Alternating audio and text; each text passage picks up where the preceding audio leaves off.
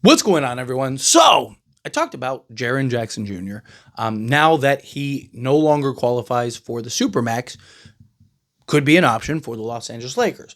Well, now, and I said this when I made that video, that you're probably going to start hearing some reports, and reports are probably going to come out about like, hey, Lakers should go and try to go get Triple J. That Triple J should try to, work out something to try to force his way to the Lakers because he is going into a contract year. And lo and behold, right, Sports Illustrated made an article, got a couple articles kind of floating around about like, hey, Jaren Jackson Jr. to the Lakers, that could be a thing, right? And this is something that, again, I really think the Lakers need to look into, right? If I'm the Lakers, I'm putting out some feelers, right? Can't tamper, right? Because tampering never happens in the NBA, right? But, if LeBron was to call Triple J or Luka Doncic was to call and just, hey, buddy, how you doing? How you been? You want to be a Laker type thing, right? Like, we didn't know, right? Like, that kind of thing. But point is, Lakers need, my opinion, to really put out some feelers on Jaren Jackson Jr. I think he is everything this team needs.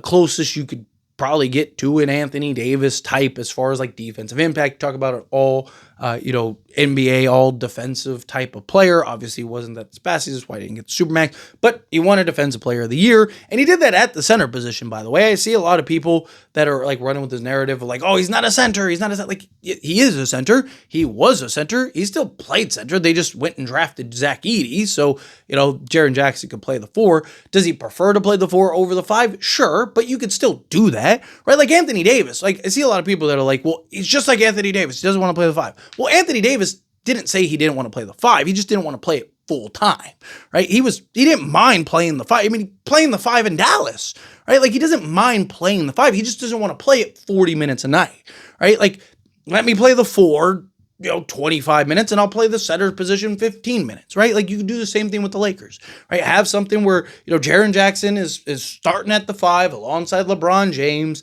and then, you get LeBron James some rest, slide Triple J to the 4, bring in your big man, call it Clint Capella or something like that. Boom, now you got Clint Capella and Jaren Jackson Jr., right? Like, there's ways to make it work. There's ways to figure it out. But the only way that this is going to happen, and I want to make this as clear as possible, the only way the Lakers land Jaren Jackson Jr. is if Jaren Jackson Jr. does what Anthony Davis did. And that is say, I only want to go to the Lakers. I am only going to go to the Lakers. And if you trade for me, I am going to leave you to go to the Lakers, right? That is what Anthony Davis did. It's how the Lakers were able to land Anthony Davis. And I've seen people say, oh, hey, why don't you just wait? Jaren Jackson Jr. could just become a free agent, then you could just sign him. Do you really want to punt the season for a guy that you could just go trade for right now, get that out the way, and then build a roster and contend right now, right? And what happens if he doesn't come? Right? What happens if something happens, or knock on wood, an injury or something? Like, there's a million things that could happen that you'd want to get him on the roster and get him on now. You also get his bird rights, all that stuff. It just, you're in a better position, because otherwise you basically have to stay put. You have to sign, a center in free agency to a 1-year deal and let all your money fall off the books so you can sign Jaren Jackson Jr. It would be foolish for the Lakers to do so, right? But once again, the only way the Lakers are going to be able to get Jaren Jackson Jr. is if Jaren Jackson Jr. says, I want to go to the Lakers, which, in all honesty, I don't know why he wouldn't. 1, you get to be in LA. 2, you get to play alongside LeBron James and Luka Doncic.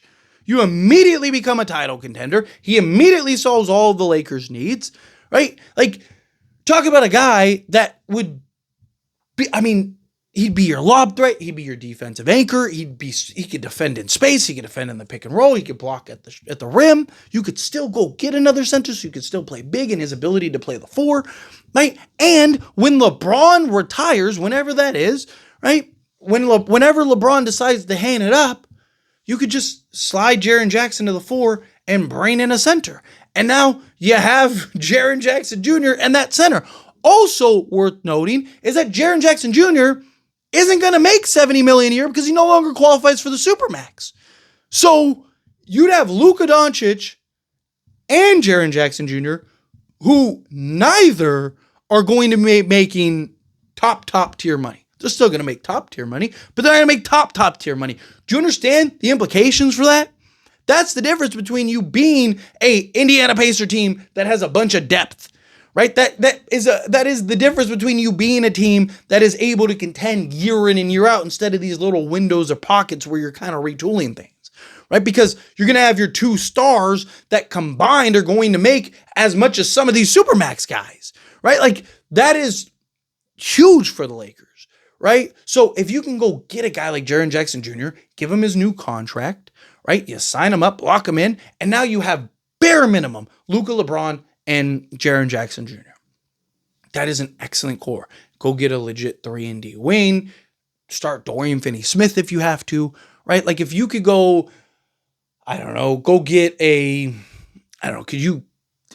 you got Jaren Jackson Jr., would LeBron take a discount at that point to free up your full mid-level so you could go get like a Bruce Brown or like a Nickeil Alexander-Walker? Because I would love like something like, imagine Luka, Nickeil Alexander-Walker, Dorian Finney-Smith, LeBron James, and Jaren Jackson Jr. That is a championship contender. And then, whatever you do to fill out the rest of your roster. But in good shape. The other thing is, too, is Jaren Jackson Jr.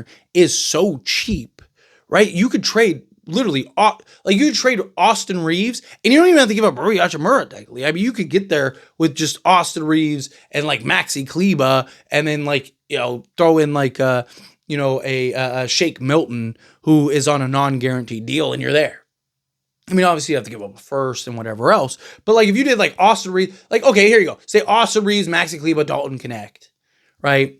A first and a pick swap for Jaren Jackson Jr., right? Like that's really good return for a guy, again, assuming he forces, where it's like, hey, we could just wait. Because the argument that not only Jaren Jackson would have, but the Lakers would have, is that we can just wait and we would have the salary space to sign him, right? It'd be different if Jaren Jackson Jr. was trying to force his way and pull in Anthony Davis, but the Lakers didn't have any cap space, right? Because it's like, okay, like, yeah, you could try to force yourself. How are the Lakers going to free up the cap space to get you, right? Like, they could call his bluff. But Jaren Jackson Jr. could be like, hey, they're going to have like $100 million fall off the books next year. They would be able to sign me to to the max contract and still retain LeBron, do all those. We're good. Literally, everybody falls off the books. Austin Reeves, Rui Hachimura, Maxi Kleber, Gabe Vincent, right? Shake Milton, LeBron James, right? Like, go down the list. They'd have like Bronny James and Luka Doncic, and that's like it, right? Like, so again, the Lakers would be able to prove on paper, like, hey, we call your bluff, right? And then Jaren Jackson Jr. could try to force it. And then, boom, now you got Jaren Jackson Jr. And then you kind of figure it out from there. So Lakers, I mean, again, to put this in perspective, Jaren Jackson Jr. would be cheaper to trade for than Nick Claxton would be, at least player-wise. So you could go and, again, trade Austin Reeves, Maxi Kleber, or if they want Gabe Vincent, fine, Gabe Vincent, whatever, right? Point is, one of those $11 million guys. But Austin Reeves, Maxi Kleber, and Dalton Connect, right? Plus first, pick swap, whatever. Go get Jaren Jackson, right?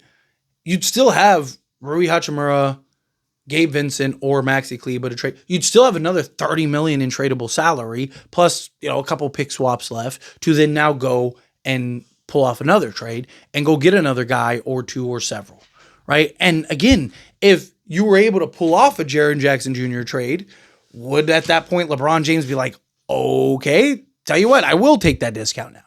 Right? He's not going to take, he's not going to play for a vet minimum or anything like that. And, like when people talk about the discount, it's like he could literally play for free next year. And the Lakers only have like 16, I think it's like 16, 17 million in free cap space, right? So like him taking a huge discount doesn't change anything for the Lakers. But if he took, I don't know what the numbers are off the top of my head because we have to actually get because right now it's a projection. It's supposed to go up about 14 million, but what is it actually? It could be 10, it could be 17, it could be, once we actually get those numbers, then we'll have a better idea of like what LeBron will need to take, but let's just call it 10 million. It's like, hey, if you take 10 million off the books, we can go get Jaren Jackson Jr. and then we can free up our full mid-level exception to go get one or two other guys, right? So now we can we can really turn this and expedite this. We can really turn this out into like a real title contender and go win a championship, maybe several, like right now.